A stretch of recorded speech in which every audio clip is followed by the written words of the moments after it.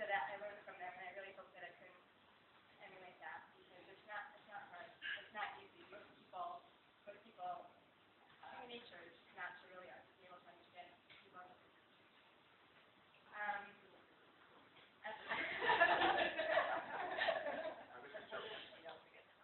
Chaim's bar mitzvah. No, Chaim remembers what I said. There's only one line that everyone remembers, but that was that Chaim would check. Yes, you got to say it.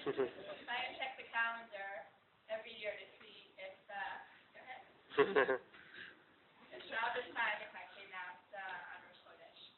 There's the longest section, the top row. And that's how he was. And I said, at that time, I said to him, our bracha was that you should keep that excitement, that youthful excitement, as he gets older. But I think that when you reach adulthood, when you start your marriage, our path is very different. It's not to maintain what we were. It's different. And I thought about this when I was listening to the radio, and it was after Michael Phelps broke the world record for gold medal. What? Oh, yes. And so they, he had a speech, and they asked himself, and what were his words of wisdom, and I remember it really struck me. I'm sure he didn't mean it that way, but he said, I have all my memories.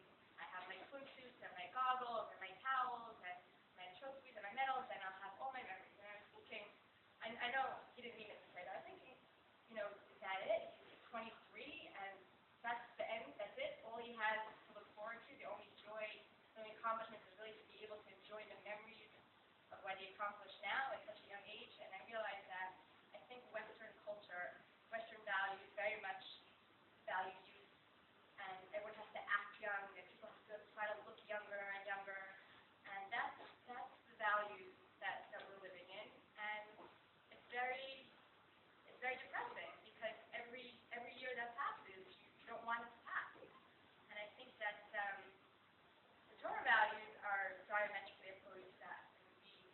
In Torah values, every day is a chance to improve on the day before, and every day you could learn more than the day before. Therefore, we look forward to each day as an opportunity and not with dread.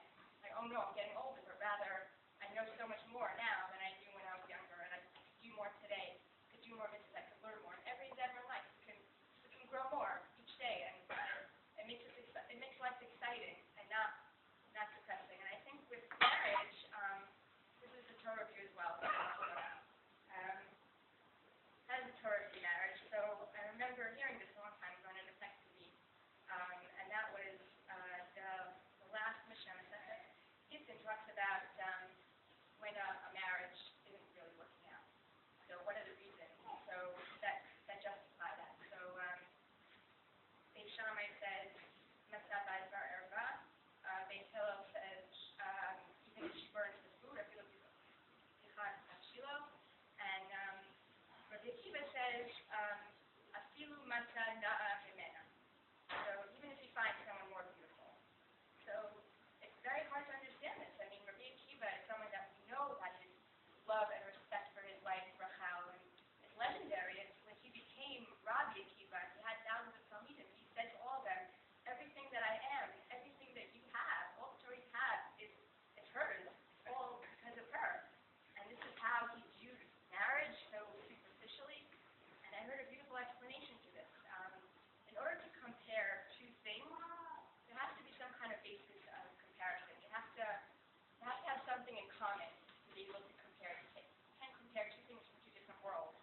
There's some things that are like that, something different, and you can compare.